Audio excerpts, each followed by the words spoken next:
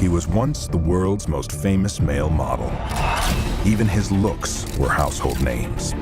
Latigra, Magnum, and of course, Blue Steel. But that was a long, long, long time ago. Old LeMay? So, Justin, coming back to Zoolander so many years after the first installment, was there a lot of pressure on you this time as a writer? Did you feel the weight of having to be... Yes. I loved the first one so much, but, and was not only had a small hand and part in it, but I also just was a huge fan of that movie. So I didn't feel an enormous amount of pressure because I'd just come off a movie with Ben when we first started talking about it, and I asked him, like, hey, is he ever going to do a Zoolander 2? And if that ever happens, I would love to do it. And he eventually picked up the phone and called me and said, yeah, I think we're going to roll around some ideas. And it was a very kind of, like, we only want to do this if it's going to be funny and there's a reason for it and, it makes sense. It wasn't sort of just, the typical sort of like, oh my God, that one was good, and so we should quickly make another one. So there was this long gestation period where the script was able to sort of marinate and the ideas were able to really kind of come naturally. We were in no rush. And then, I'm sitting across from Ben a lot of the time, who's a fabulous director, and also Derek Zoolander, so I knew it was in good hands.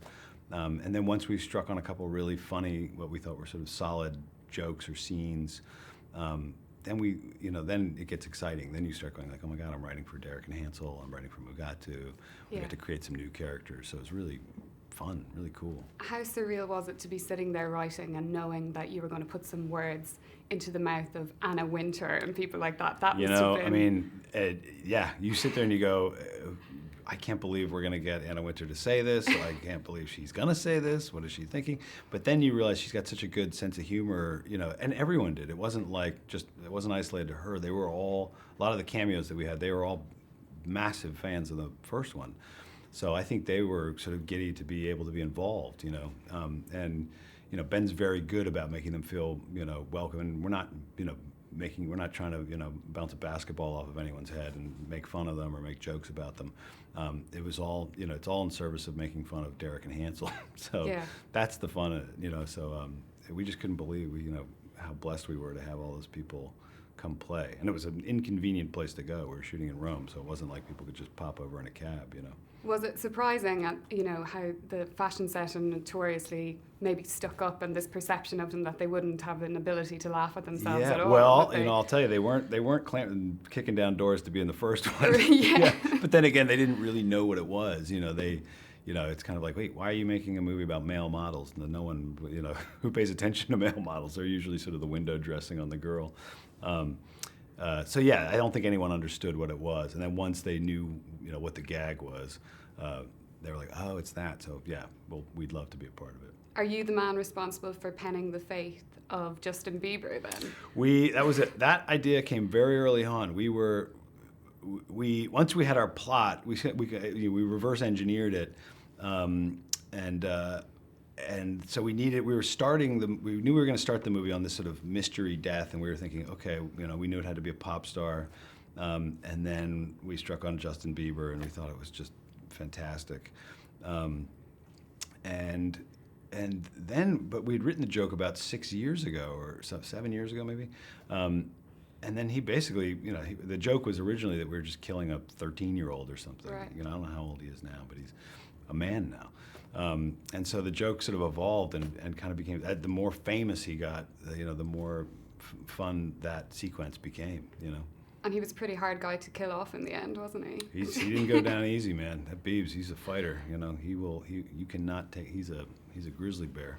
A real highlight for me was Benedict Cumberbatch's role as well. I know so good. You came under a little bit of criticism. Yeah. Did you find that hard to cope with? Do you think people are getting... It's not hard to cope with. It's just kind of like, it's kind of like dismissing the meal before trying the food. It's kind of like, just, no. You saw something out of context. I understand you might feel like you're offended, but, we were very, Benedict's character is a powerful character in the movie. He's a strong character. And the joke is clearly aimed at two aging, out of touch models, who don't understand the new realities of the world. And so I think once people see it, they'll realize it's quite the opposite. We're firmly on the side of the, LGBT trans community. So it's not. The joke is not at anyone's expense. Yeah. Do you feel when you're writing comedy now that it's kind of PC gone mad? It is at times, but it's at the same time, I don't particularly like writing cruel humor or cruel jokes, and so we went through it a bit on Tropic Thunder with Robert Downey's character in the anticipation of that movie. People going like, "What is that going to be?" But then once you see the film, you go, "Oh, that's a joke about douchey Hollywood actors. That it's not, it's nothing else than that." Yeah. Okay, Justin, finally, obviously you're a very funny guy. Your wife, of course, Jennifer Aniston, is a very funny lady, funny comedy actress. Is your household a laugh a minute? Do you bounce jokes off each other? It's a laugh a minute. We're not constantly in stitches, but when we get on a run, it's pretty fun. Yeah. There's a couple times she's brought me to my knees and vice versa, where we've kind of had like literally, I think she's literally said something, I can't remember what it was, but I literally fell on my knees and laughed. Anyway, Amazing. Sounds nice. perfect. Thanks. Okay, thank you, Justin. Lovely to meet you. Flash me that beautiful Magnum. Wait, Magnum, now! Oh! You have this! Oh! Yeah! Tequila! Oh! Maybe we could try a washcloth. Oh!